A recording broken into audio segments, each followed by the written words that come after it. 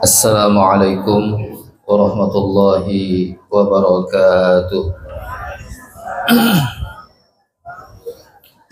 Alhamdulillah wassalatu wassalamu ala Rasulillah Sayyidina Muhammad ibn Abdullah wa ala alihi wa sahbihi wa mawalah. Ashhadu an la ilaha illallah wahdahu la syarikalah wa ashhadu anna sayyidana Muhammadan abduhu wa rasuluhu la nabiyya ba'dah. Allahumma salli wa sallim ala sayyidina Muhammad wa ala ali sayyidina Muhammad. Subhanaka la ilma lana illa ma 'allamtana innaka antal alimul hakim. Rabbi shrah li sadri wa yassir li amri wahlul 'uqdatam min lisani yafqahu qawli. Rabbi zidna ilman warzuqna fahman birahmatika ya arhamar rahimin. Amma ba'du. Alhamdulillah, segala puji dan syukur kita kepada Allah Subhanahu wa taala atas limpahan karunia, taufik, hidayah dan juga inayahnya di malam yang mulia ini. Allah kembali mempertemukan dan mengumpulkan kita di majelis yang insya Allah limpahkan rahmatnya dan juga keberkahannya kepada kita. Mudah-mudahan kita yang hadir duduk di majelis ini senantiasa Allah beri kesehatan, panjang umur dalam ketaatan, diampunkan segala dosa kita, dan berkah ini majelis mudah-mudahan kita semua wafat dalam keadaan husnul khatimah. Amin ya rabbal alamin. Bapak Ibu jamaah sekalian yang dimuliakan Allah, lanjutan kajian kita halaman 13, baris ketiga dari bawah. Tulisan Arabnya baris ketiga dari bawah, halaman 13. Bismillahirrahmanirrahim. As-salisu ghaslul yadaini ma'al mirfaqaini wa ma alaihima. Ar-rabi'u mashu syai'in min basyaratir ra'si aw sya'rihi fi haddihi. Al-khamisu ghaslur rijlaini ma'al ka'baini wa syuquqihima. Artinya, ketiga, membasuh dua tangan sampai dengan dua siku serta yang ada di permukaan dua tangan tersebut. Keempat, mengusap sebahagian dari kulit kepala atau rambut kepala yang ada di batas kepala. Kelima, membasuh dua kaki sampai dengan dua mata kaki serta lipatan-lipatan yang ada pada keduanya. Sampai situ dulu. Bapak Ibu jemaah sekalian yang dimuliakan Allah, masuk kita pembahasan rukun wudhu yang ketiga. Jadi yang ketiga daripada rukun wudhu, membasuh dua tangan sampai dua siku. Wa ma alaihima, dan sesuatu yang ada di atas dua tangan tersebut.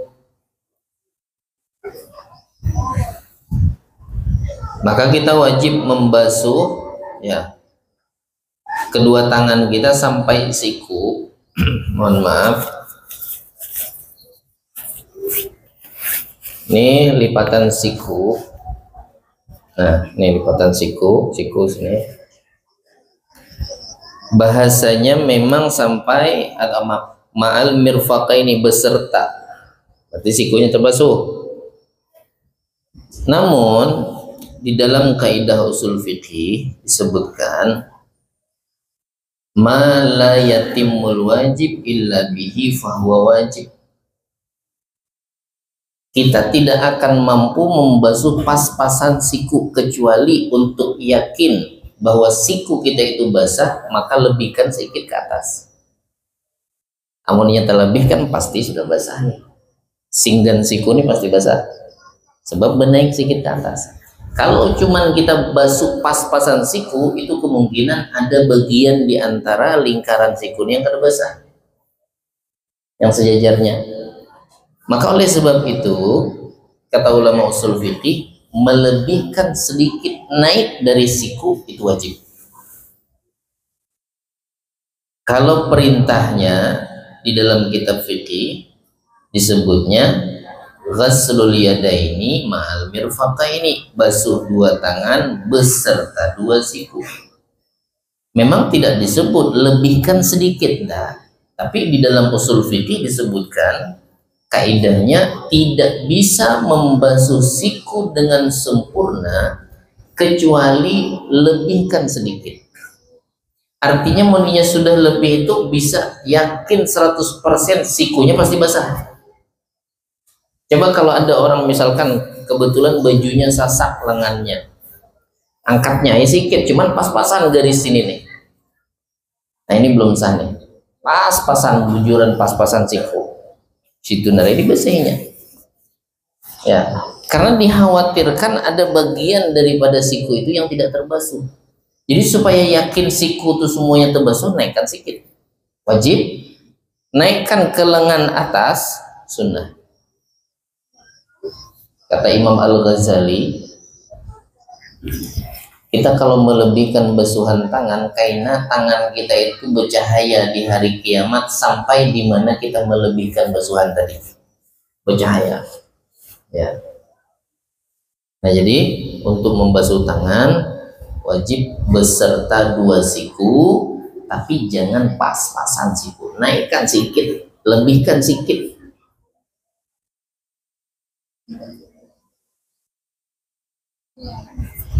Kayak orang ngecat rumah kan ada supaya lurus garisnya, diandekinya lakban, ya, bentangkannya di dinding tuh, baca kayak dinding di belakang bapak tuh, tat hendak garis lurus, andeki dulu lakban. Yang ngecat itu yang diolesnya bukan pas-pasan garis tuh, bukan. Ya, untuk meyakini supaya basah, lakbannya tinggi diusapnya. Nah, diusapnya juga lakban tadi tuh. Namun ini mengecat tadi tuh pas urusan di bawah lakban, kemungkinan ada yang kada tercat tuh, ada yang kada kena. Tapi kalau lebihkannya, lakban-lakbannya tuh diusap, di kuasnya pakai cat, sehingga nanti ketika dibuka rata. Jadi harus dilebihkan, dan ini hukumnya wajib bukan sunnah. Lebihkan sedikit. Perintah di dalam Al-Quran, a'udzubillahi minasyaitonirrajim, bismillahirrahmanirrahim. Ya ayyuhalladzina amanu idza qumtum ilas salati faghsilu wujuhakum wa aydiyakum ilal marafiq wamsahu bi ru'usikum wa arjulakum ilal ka'bain. Surah Al-Maidah ayat 6. Kata Allah, hei orang-orang yang beriman, jika kalian hendak mendirikan sholat, basuhlah wajah kalian dan basuhlah kedua tangan sampai siku. Timbul masalah. Bagaimana kalau ada orang yang terlahir, kata Imam An-Nawawi, sikunya ada, cuman andaknya kada biasa. Kalau siku kita normalnya dari ujung jari 2 jengkalan kita siku tuh, ini kada, ya, andaknya terlalu ke atas, hampir 3 jengkal, hampir sudah ke bahu, 2 jengkal setengah lah, sini ada andaknya. Sikunya kada normal andaknya, memang bawaan lahir terlalu tinggi di atas. Maka hukumnya, kata ulama madzhab kita Imam Syafi'i, ulama fikih dalam madzhab Imam Syafi'i menyimpulkan bahwa wajib sampai siku walaupun andap sikunya itu di atas. Artinya tidak seperti siku pada umumnya. Namun yang umumnya 2 jengkal, jengkalan kita ini 2 jengkal setengah, maka wajib basuh sampai siku walaupun andapnya lebih tinggi. Begitu juga sebaliknya, bila ada orang lahir dalam keadaan sikunya itu letaknya terlalu ke bawah, seharusnya 2 jengkal-jengkalan normalnya dia, ini 1 jengkal setengah, sini siku, jadi terpanjang lengan atas, sikunya itu dari ujung jari 1 jengkal setengah. Apa yang harus dilakukan? Yang mana yang harus dibasuh? Cukup basuh sampai siku, karena perintah Al-Quran basuh sampai siku.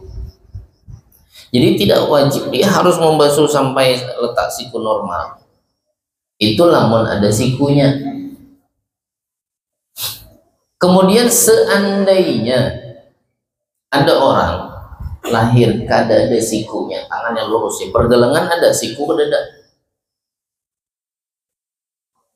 Nah gini katanya, cuman kada ada lipatan siku, memang tidak ada, bawaan lahir memang seperti itu. Lalu bagaimana ketika dia berwudu? Nah kalau yang model macam ini, karena sikunya kada ada, maka jalur ulama basuhlah tangannya sampai seukuran andap siku yang biasa di mana. Letak siku yang standar normalnya orang tuh di mana? Itu tadi 2 jengkal kita. Itu standarnya normalnya. Ini kalau ada yang tidak bersiku, maka basuhlah sampai ukuran kira-kira standar normalnya siku tuh kira-kira di mana. Basuh sampai situ. Nah itu untuk masalah siku. Kemudian kalau ada orang yang tangannya buntung, sedotan ini, ada orang tangannya buntung. Ini kita anggap siku nih, yang lipatan ini siku nih. Nah, tangan sini pergelangan. Kalau buntungnya itu di bawah siku, ya entah bawaan lahir kah, entah karena kecelakaan kah, karena musibah, tapi di bawah siku, telapak tangan sini, pergelangan sini, ini sikunya, buntung di sini, terus tangannya. Maka ketika dia berwudu wajib basuh sampai siku, sama kayak orang normal lain. Cuman nya kada ada telapak tangan lagi, pergelangannya hilang, separuh pergelangan hilang, maka wajib dibasuh sampai siku. Yang kedua, bila tangannya buntungnya pas di lipatan sikunya, nah di lipatan sininya nih putusnya, maka kata Syekh Ibrahim Al-Bajuri, celup kepala siku yang tersisa, basuh juga atau disiram. Imam Nawawi di dalam kitab Kasyifatus Saja. Nih basuh juga sikunya nih, kepala siku yang tersisa, karena putusnya pas lurusan siku. Basuh sikunya, kepala sikunya. Bila putusnya itu di atas siku, ini siku, nah di atas sini putusnya, maka tidak wajib ketika wudhu membasuh tangan. Kalau tangannya yang satu masih sempurna, yang putus tadi kada wajib dibasuh, yang masih sempurna aja yang basuh, sebelahnya yang basuh. Cuman ya walaupun tidak wajib, amun tangannya masih ada, walaupun sudah di atas siku, sunnah dibasuh juga. Sunnah, bukan wajib. Seandainya yang dibasuhnya tangan yang sebelah yang masih sempurna, cukup. Kalau dua-duanya pangkat dada, jadi habis basuh wajah langsung mengusap kepala. Jadi kada ada basuh tangan. Itu kalau misalkan tangannya buntungnya di atas siku. Jelas Bapak Ibu sekalian?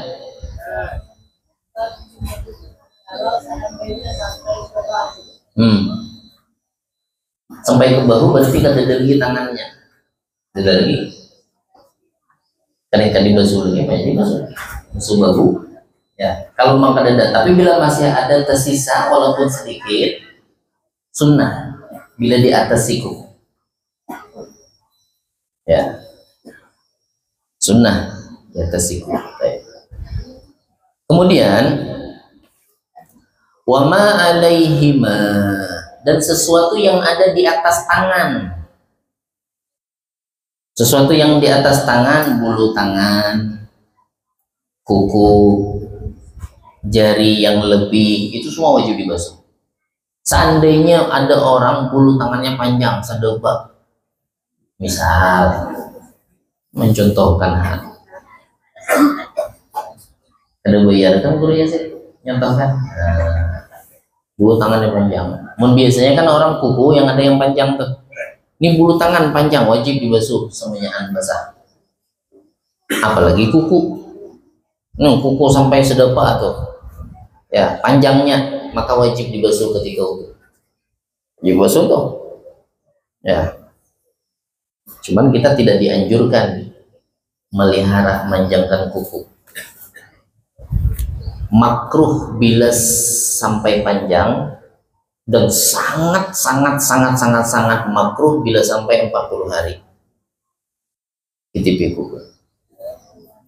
Apalagi mau nyihirang di bawahnya, baru ya bilanya udah mulai panjang sedang ya, jangan pakai disisakan. Syariat tidak ada yang menyunah, wallahu alam. Kalau mazhab kita Imam Syafi'i, potong habis, jangan disisakan kelingking, ngorek telinga aja ya. Ada yang sudah ketemban, ada korek kuping tuh ya. Di kitab-kitab mazhab Imam Syafi'i yang pernah kami pelajari, mungkin kalaupun ada ulun berarti udah sampai belum kajinya situ, bukan ulun nyambat kada anjurannya. Memang yang kami kaji belum pernah ada dengar motong kuku itu ada yang disisakan, maksudnya jari manis dipanjangkan atau jempolnya dipanjangkan, maka sunnahnya habis. Bahkan makruh hukumnya, jangankan kuku tangan yang dipotong sebagian, kuku tangan dipotong sepuluhnya, yang kaki kan dipotong, makruh. Kata Habib Hasan Al-Kaf, makruh. Jadi memotong kuku tangan, kuku kaki potong. Jadi jangan sampai lebih dari 40 hari. Kurang dari 40 hari. Ya. 40 hari itu panjang, Pak. Ini juga. Maksudnya kalau lebih dari 40 hari itu sangat makruh. Asyaddu karahatan, maka sangat makruh pun sampai 40 hari. Jadi di bawah itu seminggu sedang, atau setengah bulan paling lama mungkin. Jadi sesuatu yang ada di tangan itu wajib dibasuh.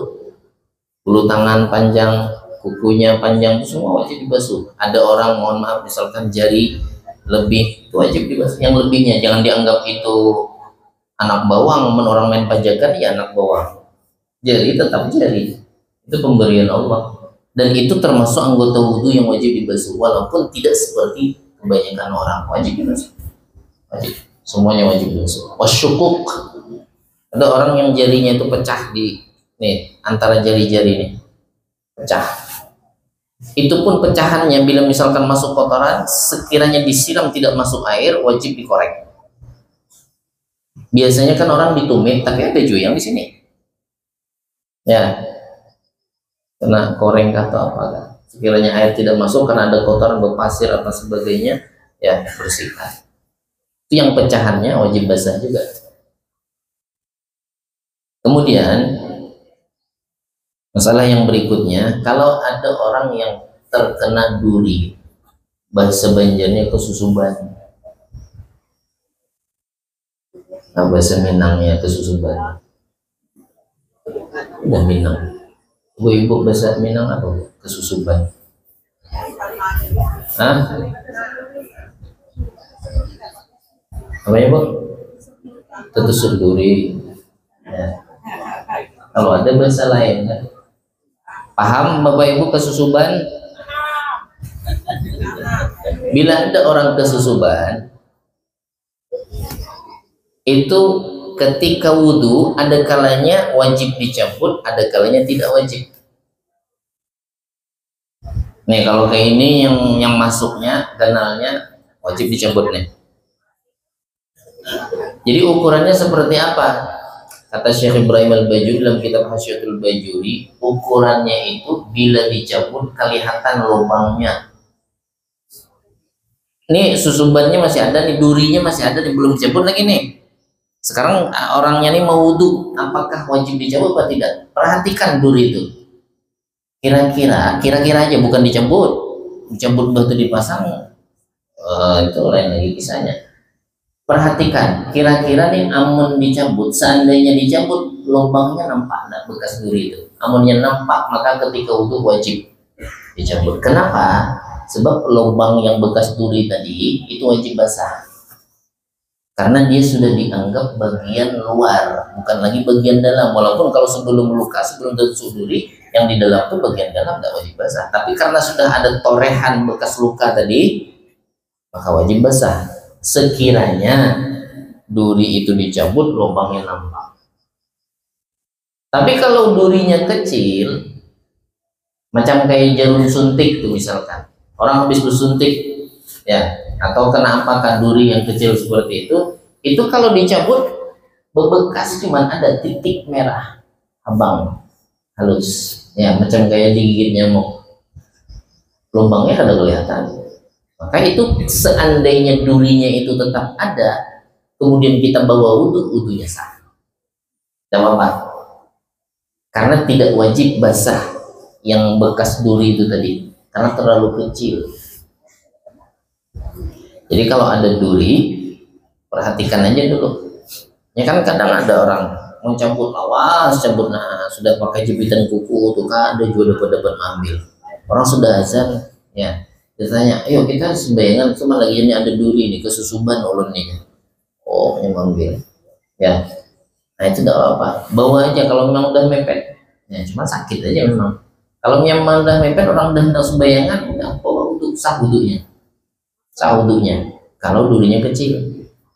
Jadi ukurannya tadi tidak ada batasan berapa senti kan misalkan, enggak. Perkiraan aja, kita lihat aja duri itu. Kalau memang misalkan dicabut lubangnya kelihatan, ya, berlubang nampak bekasnya, maka wajib dicabut. Punya kada kelihatan, ya, mata normalnya kada melihat, cabut paling ada bekas merahnya. Nah itu tidak wajib dicabut. Tidak wajib dicabut bukan berarti tidak boleh cabut. Ya, kalau memang dapat cabut sebelum sholat cabut, sebelum wudhu cabut. Ini tidak diwajibkan. Artinya kalaupun duri itu ada dibawa sholat, dibawa wudhunya sah. Sekarang kalau mau dibawa sholat bagaimana? Kalau mau dibawa sembahyang, nah ini beda lagi kasusnya. Kalaupun durinya kecil tapi menusuk sampai di balik kulit, ini di balik kulit luar kita nih, di balik kulit ini ada darah. Perkiraan ujung duri yang masuk ke dalam itu nyentuh darah, maka tak boleh dibawa sholat, wajib dicabut sebelum sholat. Perkiraan durinya itu ujung yang masuk ke dalam daging atau di balik kulit itu udah nyentuh darah. Sebab kan kulit kita ini cuman lapisannya sedikit, luka sedikit darah.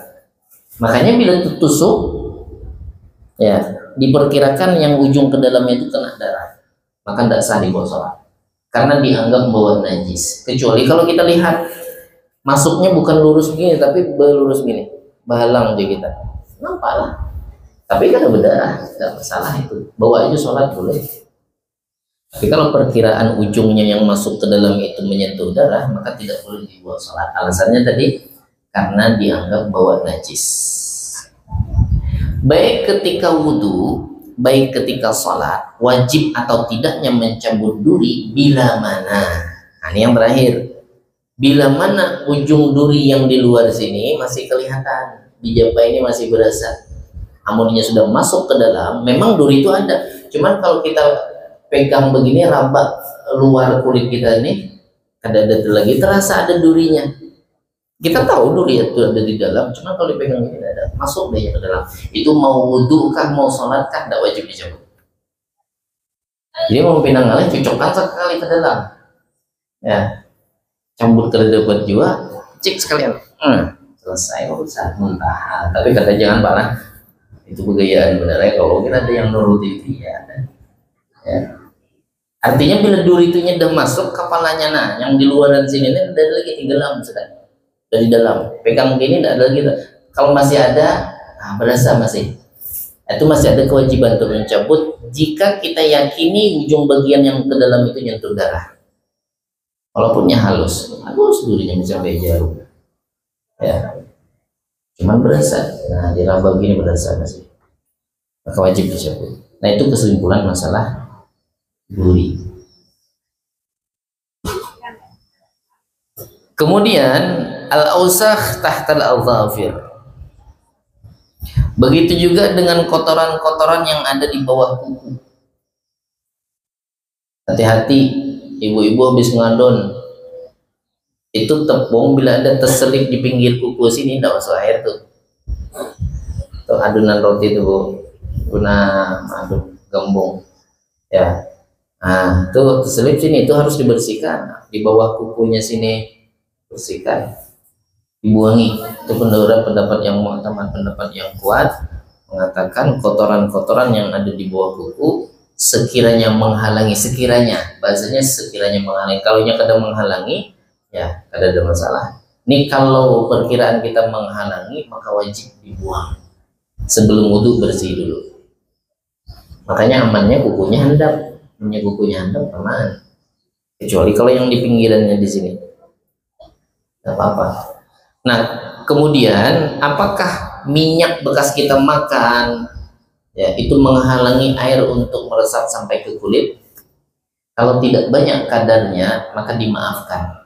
Misalkan ibu habis makan gorengan, kita nih pak makan gorengan ya, tahu isi kan misalkan berminyak tangan kita bekas makan gorengan tadi. Pas kita wudhu apakah ini harus dicuci pakai sabun dulu? Kalau cuma sedikit tidak apa-apa, langsung aja wudhu. Boleh, kecuali sampai ukuran minyak di tangannya itu amun inya curahkan air, tumpahkan air macam kayak numpah air di atas daun keladi. Tahu daun keladi? Nah, licin, air itu bergulung-gulung, bergumpal. Nah, itu kada meresap tuh, itu harus dihilangkan dulu, gosok dulu, basuh pakai sabun dulu. Kalau kadar minyaknya seperti berarti banyak betul minyaknya, jadi itu semua harus dihilangkan. Kemudian apa lagi? Yang berikutnya, kalau misalkan ada sesuatu yang bisa merubah sifat air di tangan kita nih, apa yang bisa merubah sifat air? Macam-macam, ada pewarna, ada pewangi ya. Misalkan tinta, kena tinta tangan, banyak tintanya. Itu kalau dibasuh, siram tangan, tadah bekas siram tangan tadi, hilang bajunya. Karena kena tinta warna hitam. Nah, siram gini, tadah bawahnya hitam air. Padahal tadinya airnya bening, bersih. Karena kena tinta tadi. Nah, itu wajib dibersihkan. Sampai kapan membersihkannya? Sampai kira-kira kalau dibasuh, tintanya itu tidak luntur lagi. Sebab bilanya masih luntur tintanya, maka hukum airnya itu mutaghayyir, suci tapi tidak mensucikan. Sama halnya pakai parfum. Nih kita gosok tangan kita pakai parfum. So pakai parfum. Wangi. Nah, kemudian bawa wudhu dalam kondisi tangan tadi masih wangi. Ini bisa menyebabkan air yang kita siram ke tangan, menyebabkan airnya itu mutaghayyir, suci tapi tidak mensucikan, berubah. Baunya yang berubah, mungkin warna tidak berubah, rasa tidak berubah, tapi bau. Tumpahkan, siram tangan tadi, yang berparfum tadi, niat kita kan mau mencuci tangan ketika wudhu. Pas kita ada cium banyu yang bekas turunan dari cuci tangan, wangi. Maka hukum air itu tidak lagi mensucikan, dia suci tapi tidak mensucikan karena baunya sudah berubah. Jadi macam mana? Basuh dulu tangan yang wangi tadi, basuh dulu, basuh sampai kira-kira kalau kita siram, air bekas siramannya itu tidak wangi lagi, walaupun tangannya kita cium masih wangi, tidak apa-apa. Yang penting sudah tidak terpisah lagi harumnya tuh.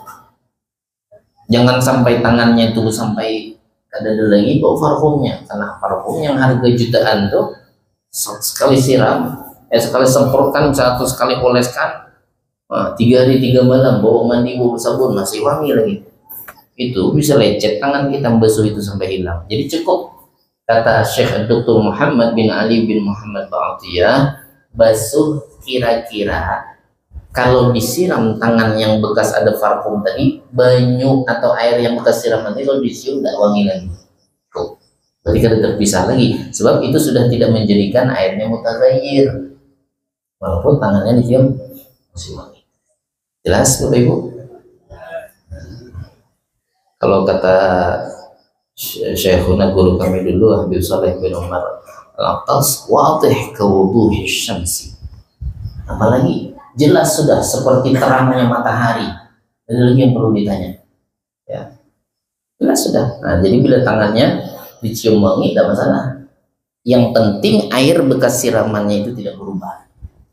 Sama kayak model pewarna, kecuali zatnya itu nempel yang mencegah air untuk tembus, seperti cat, getah, lem. Ini bukan masalah perubahan, tapi menyebabkan air tidak menyentuh kulit.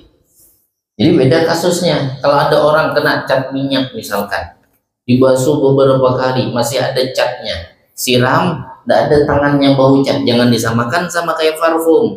Karena untuk masalah cat kasusnya bukan merubah air, tapi menghalangi air untuk sampai ke kulit. Beda kasus.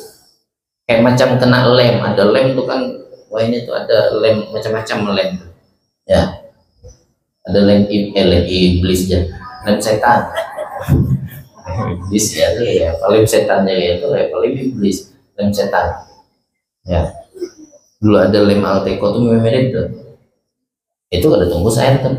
Itu kalau kena lem itu pas air kerok, pis dulu.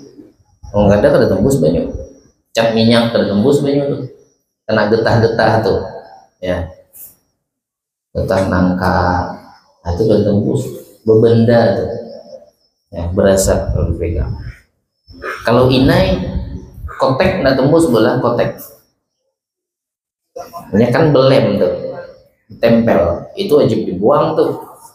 Boleh nggak ibu-ibu pakai kotek? Izin dulu sama suami di masa libur sholat, di masa kada sembahyang, maksudnya lagi berhalangan uzur syar'i, izin sama suami, bang boleh lagu kotek, kotek-kotekan di lakinya, berarti udah boleh itu. Bila lakinya kadang izinkan jangan. Tapi kalau lakinya yang bolehkan pakai henna, berpacar, silakan izin tuh sama suami. Kemarin sudah kita bahas, bila kada beizin, ya suaminya kada suka, masih dilukis-lukisnya tangannya haram. Lakinya kada ketujuh meeting. Nah, dia lakinya tuha-tuha, kelati, mungkin tuha mungkin kental, ya. Bukan gitu niat suami supaya menyenangkan istrinya, supaya menyenangkan suami, tidak apa-apa. Jadi kalau kompak, lakinya mantap, lanjutkan, dapat ibu pahala sunnah. Khusus yang sudah bersuami, namun yang belum tidak dianjurkan. Ya, apalagi sampai melukis-lukis, tatriful asabi namanya, melukis-lukis jari, haram hukumnya. Ya, karena siapa yang mau dibahagiakan? Lakinya ada belum. Nah, kalau yang bersuami membahagiakan suami. Kalau untuk membahagiakan yang lelaki yang bukan mahramnya, ini haram, tidak boleh. Nah, jadi tadi masalah lem, cat, getah, pohon misalnya kayak getah nangka dan sebagainya, itu kasusnya bukan merubah air, tapi mencegah air untuk tembus sampai ke kulitnya. Sama tuh hati-hati ibu habis nyang ikan, itu kalau sisik ikan tuh kering, nempel di kuku kamu misalnya, kada tembus banyak, melancarnya. Apalagi ikan yang kenaruan tuh, pak nempel sampai kering, nanti wudhu kada dicek lagi. Setelah wudhu baru sadar, astagfirullahaladzim. Nah, buangi. Asal belum batal wudhunya, buang. Misalkan di tangan tadi, buang. Di tangan mana kanannya? Tangan kanan. Buangi yang ada bendanya tadi, lem kah atau cat kah dan sebagainya, atau sisi ikan yang kering tadi, buang itu basuh bagian yang terhalang tadi. Habis dibasuh, nah setelah tangan, rukun wudhu itu apa lagi? Ngusap kepala. Nah lanjutkan. Jangan gitu yang dibasahi batu kok sembahyang pada saat.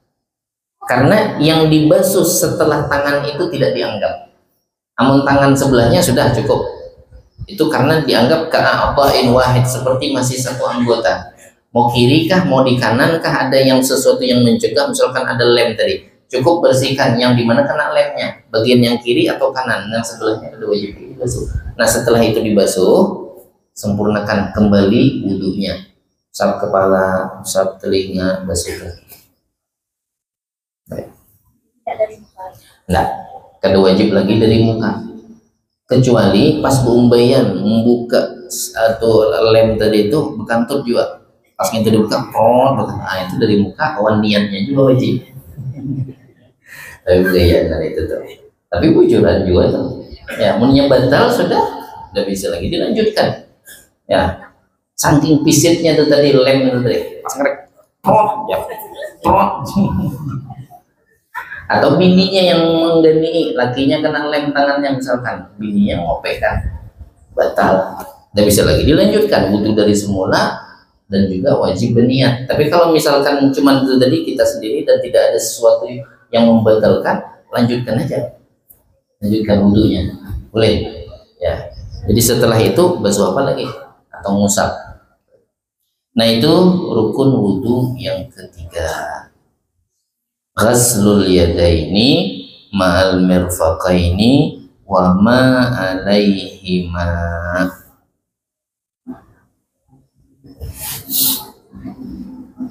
Kemudian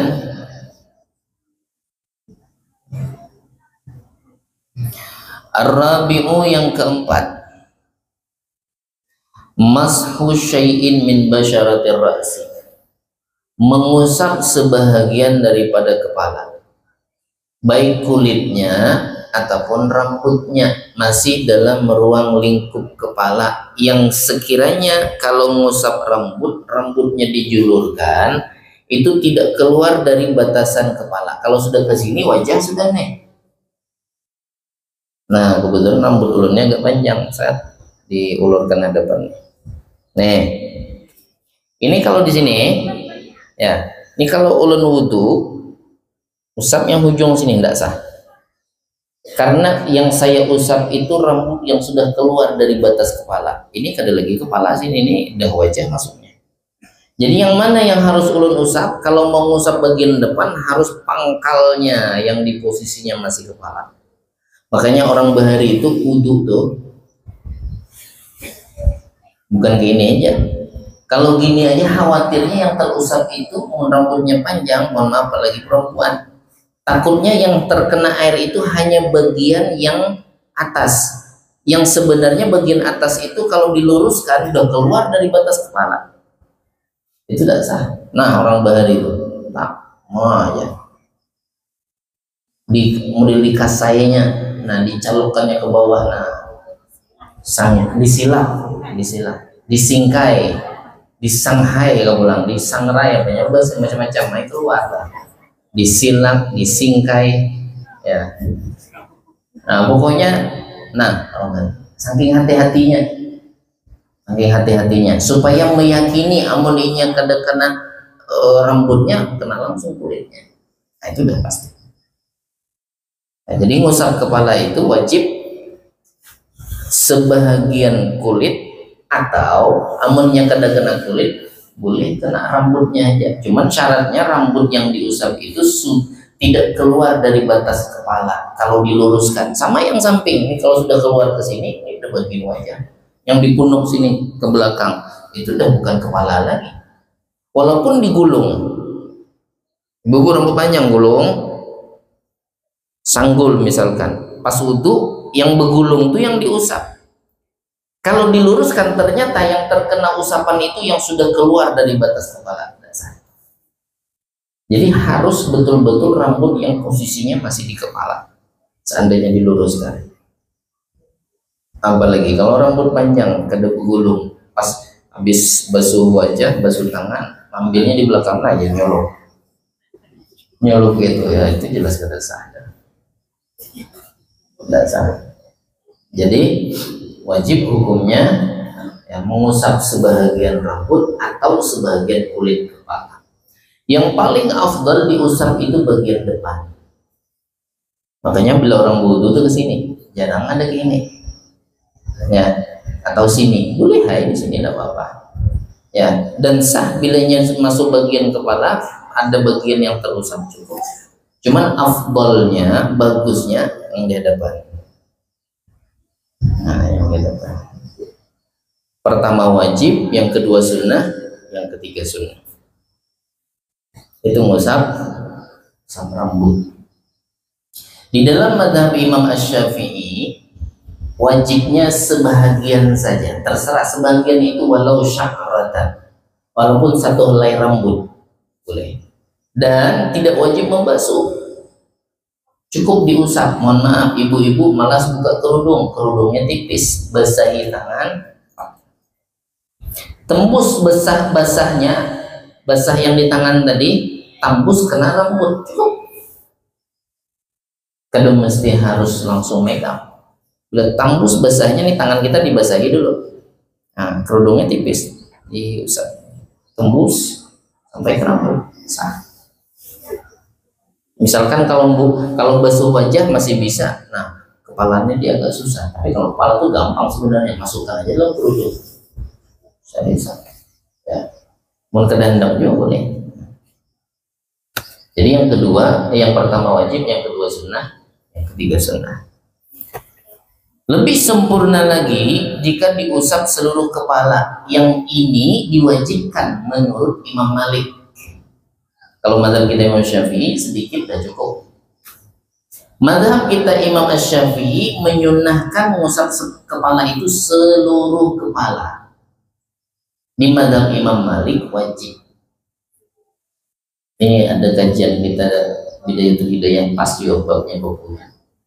Alam Senin tadi ya. Ini kami ulang, untuk mengusap kepala seluruhnya ada kaifiyah, tata cara yang paling afdal, dan ini ditunjukkan oleh orang-orang soleh, guru-guru kita ya.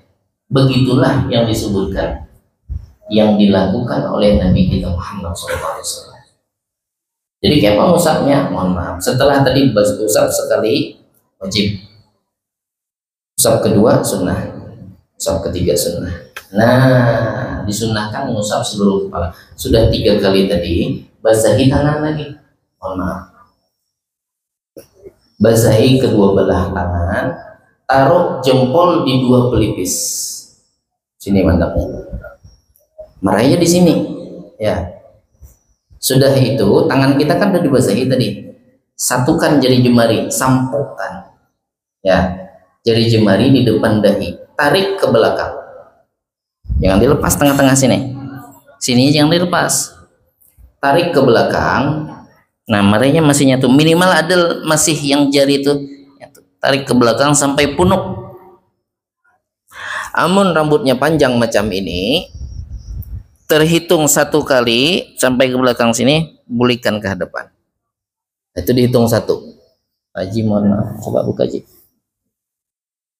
Nah, mantap. Pas contohnya tuh. Mohon maaf Pak Ji, supaya jemaah kita lihat dan jadi amal jariah. Bukan dulu Ji, minta maaf Ji lah. Nah, kalau yang model kayak Pak Haji ini, cukup sekali tarik ke belakang aja, saat basahi tangan, tak, itu udah dihitung 1. Ambil lagi air baru 2, ambil lagi 3. Atau yang ada, makasih Ji, ada rambutnya cuman kada panjang, ini namanya sya'run yang qalib, tebaliknya. Nah, maka dihitung ngusap seluruhnya sekali jalan, masih ada yang belum terusap tuh, buliki pulang sekali. Nah, hanya dihitung 1, ambil lagi sampai 3 kali ya. Amun ini ada rambut misalkan potongan 1 cm, ada yang 1 cm meremplik. Nah, lengkap kita contoh malam ini ya. Nih yang kayak ini cukup sekali aja tarik ke belakang, tadi hitung 1 ya. Banyak yang penasaran, berdiri bang belakang mite Ya. Kalau untuk 1 senti atau setengah senti lah. Nah, 0 senti atau 1 senti. Yang jelas hanya kada mau terbalik, rambut yang kada terbalik. Ya, itu cukup sekali tarik ke belakang sampai punuk sini. Itu udah dihitung 1. Jangan dipulihkan lagi. Ambil air baru aja. 2, ambil lagi 3, dah cukup. Itu kaifiyah afdalnya. Jadi tadi 2 jempol taruh di pelipis, ininya nah hanya putar sangat putar. Ya, tapi bila narik ke tengah jangan gini, ini tengah ini, nah aja renggang. Kalau renggang kayak ini berarti sini ke terusap. Ini tujuannya supaya terusap semuanya nih. Nah rapat, jadinya kada terpisah, jadi semuanya terusap ya. Nah itu kaifiyah yang disunnahkan. Kemudian yang berikutnya yang ke-5, ghuslur rijlaini ma'al ka'bain. Insyaallah ini kita lanjut lagi di kajian yang akan datang. Jadi sampai rukun yang ke-5. Ke-4 sudah, yang ke-5 lagi lanjutannya berarti. Nanti baru tartib. Nah tartib ini nanti ada 2 pendapat ulama, Imam Ar-Rafi'i dan Imam An-Nawawi. Ada orang wudu tajun ke sungai, menyelam, naik, dah sah wudunya.